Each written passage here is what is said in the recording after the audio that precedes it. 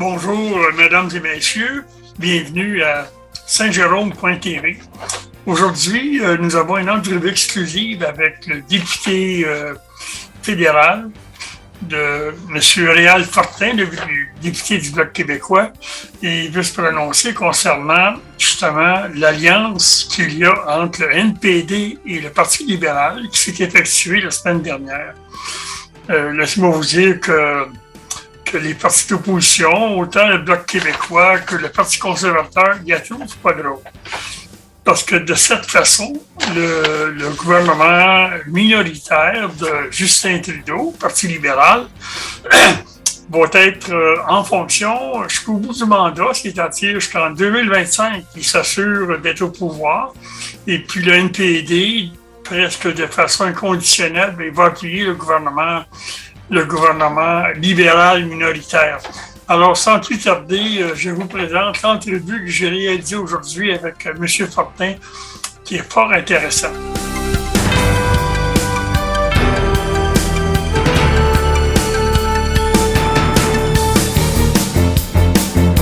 Alors, bonjour M. Fortin, bienvenue à Saint-Jérôme.tv. Ce matin, on va discuter avec vous justement de l'alliance entre le NPD et le Parti libéral. Et puis, vous déplorez le déni de démocratie. Qu'entendez-vous par déni de démocratie? Bien, c'est que cette entente-là va un peu, comment je pourrais dire, ça ne va pas vraiment à l'encontre de la décision des électeurs qui avaient élu un gouvernement minoritaire qui donc devait s'entendre avec les autres partis pour fonctionner.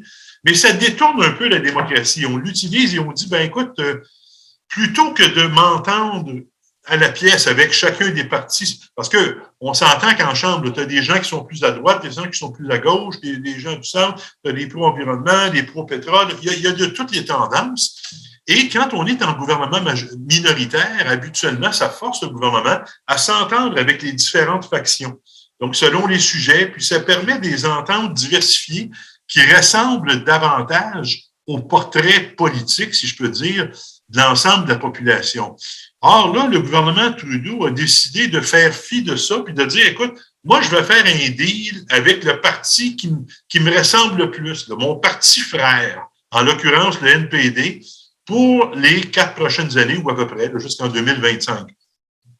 Alors, ce faisant, il vient d'évacuer complètement des hypothèses la possibilité ou l'intérêt qu'il aurait à s'entendre avec le Bloc ou avec les conservateurs ou avec le Parti vert ou avec qui que ce soit d'autre. Il dit, moi, là, mon team, là, mon équipe, c'est le NPD, puis on va travailler ensemble.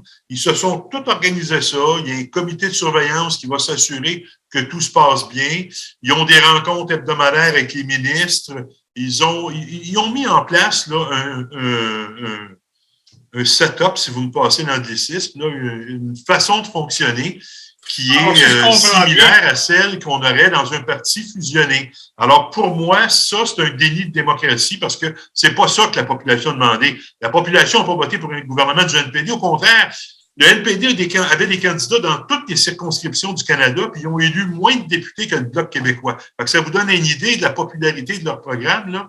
La façon de voir du NPD, ça correspond pas à la façon de voir des Québécois, puis ça correspond pas plus à la façon de voir des Canadiens d'ailleurs au Canada. Alors, de dire on s'entend avec eux, qu'on va passer les politiques que eux veulent qu'on passe, à mon avis, c'est un déni de démocratie. Je trouve ça bien triste. C'est pas pour ça que les Québécois et les Canadiens non plus ont voté. Alors, votre plus grande crainte là-dedans, parce que là, Justin Trudeau va agir comme un gouvernement majoritaire. Il n'y aura pas moyen de s'occuper des autres oppositions, conservateurs, Bloc québécois. Et puis, qu'est-ce que vous craignez le plus dans ce qui s'en vient dans le futur jusqu'en 2025 quand même? Bien, ce qui est le plus à craindre, c'est le programme du NPD qui devient une partie du programme du gouvernement, alors, encore une fois, que personne n'en a voulu. Et ce programme-là, c'est un programme centralisateur qui, loin de ressembler à l'idéal québécois, ça s'en éloigne. C'est contraire à ce qu'on souhaite au Québec.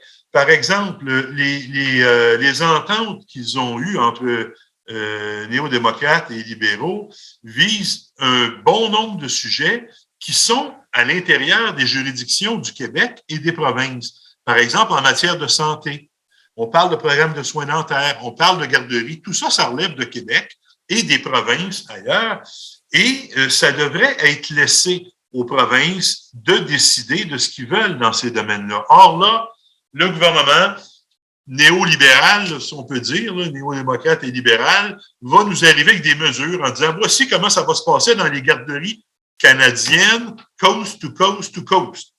Bien, ça, là, au Québec, ça ne nous ressemble pas. Je ne vous dis pas que notre système est parfait, là, au Québec. Là.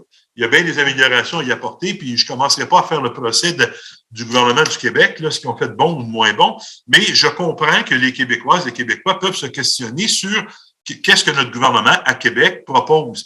Mais de dire qu'on va laisser le gouvernement fédéral décider à la place du gouvernement du Québec de ce qui va s'appliquer chez nous, alors qu'il doit composer avec les intérêts et les valeurs pan-canadiennes, qui sont souvent différentes. Encore une fois, pas meilleures, pas pires, mais différentes des nôtres. Nos valeurs, différentes de nos intérêts. Ça m'apparaît vraiment problématique. Et ça augure des conflits coûteux, pénibles, qui vont amener des délais dans le traitement des programmes, qui vont amener des coûts, encore une fois, incroyables et inutiles, dont on n'a pas besoin. Là.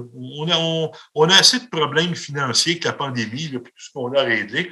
Puis quand on regarde sur le plan politique, là, la guerre en Ukraine devrait être pas mal plus préoccupante que ces petites guerres-là. Alors, au lieu de dire, OK, moi, je vais m'occuper de mes juridictions et je vais aider les provinces en transférant de l'argent, par exemple, en santé, à la place, il dit, non, on va s'amuser avec ça, nous autres, là.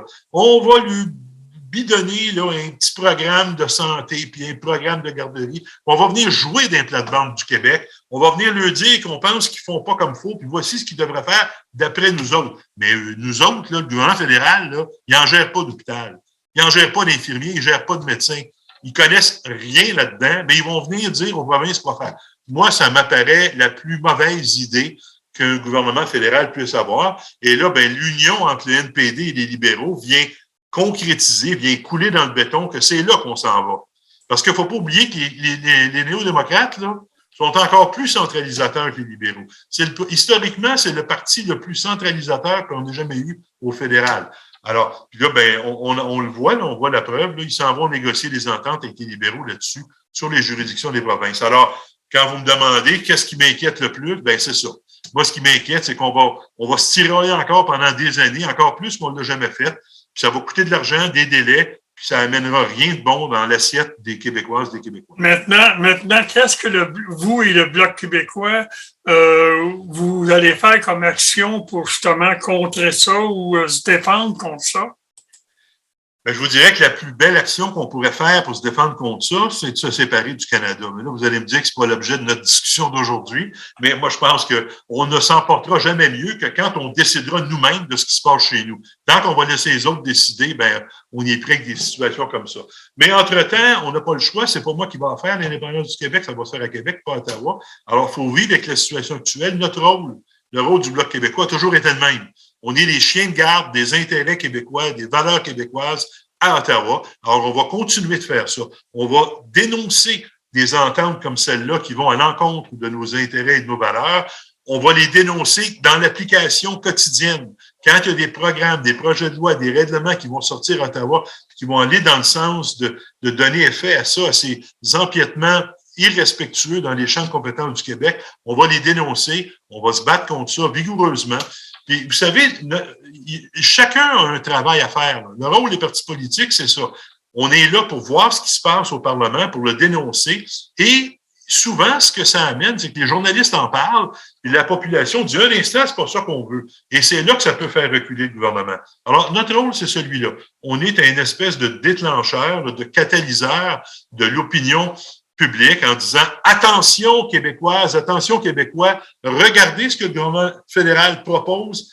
À mon avis, ça va à l'encontre de nos valeurs, de nos intérêts. Vous en pensez quoi? Et puis, éventuellement, on peut faire reculer le gouvernement sur des questions comme celle-là quand la population embarque. Sinon, évidemment que le seul fait de crier qu'on est scandalisé à la Chambre des communes, ça ne fait pas bouger grand-chose. Mais encore une fois, quand on le fait, que les médias reprennent les discours des partis politiques, et pour ça, il faut être crédible, il faut avoir un discours intelligent. Je pense que le Bloc québécois a fait ses preuves. On a un discours intelligent, on a un chef crédible. Quand on intervient, ça passe dans les médias, les gens le lisent, les gens le regardent, et ça fait son chemin. Alors, c'est ce qu'on va continuer de faire. En conclusion, dites-moi, est-ce que vous avez une certaine communication régulière entre le Bloc québécois Ottawa et puis le gouvernement du Québec de la CAQ de François Legault? Est-ce que vous communiquez? Est-ce que vous établissez ensemble une quelconque stratégie où qui informe qui, puis tout ça? Oui, c'est certain qu'il y a une communication qui se fait. Mais là, il faut s'entendre, quand on parle de communication, le Bloc québécois, c'est pas non plus, comment je pourrais dire, l'aile fédérale de la CAQ ou du PQ ou de Québec solidaire ou d'aucun parti à Québec. Là. On a notre rôle à jouer et on le joue. Mais oui, il y a des communications qui se font entre les dirigeants du Bloc et les dirigeants au gouvernement, les différents ministères concernés. Et moi, j'ai toujours dit qu'on doit respecter les décisions de Québec. Je suis pas toujours d'accord avec toutes les décisions qui se prennent à Québec, mais je suis d'accord pour une chose, c'est à l'Assemblée nationale de diriger les destinées du Québec. Et jamais j'oserais m'opposer à une décision, par exemple, une décision unanime de l'Assemblée nationale. Que je sois d'accord ou pas, on s'en tient à ça. Alors oui, on communique, on regarde ce qui se passe à Québec et on s'assure de préserver cette autonomie-là du Québec. Préserver et aider à ce que ça s'émancipe parce qu'on ait davantage. Oui, oui. Écoutez, à moins que vous ayez quelque chose que vous voulez ajouter, bien, merci pour l'entrevue. On va diffuser largement. On va partager cette information-là. Puis, n'hésitez pas à communiquer avec nous si vous avez d'autres développements. Il va en avoir sûrement d'autres. C'est la nature même du Parlement. Il y a des développements tous les jours. Alors, on aura sûrement d'autres occasions de se parler. Merci beaucoup, M. Larivière. Bonne journée à vous et à votre auditoire. Ça a été un plaisir, M. Fortin. Au revoir. Au revoir.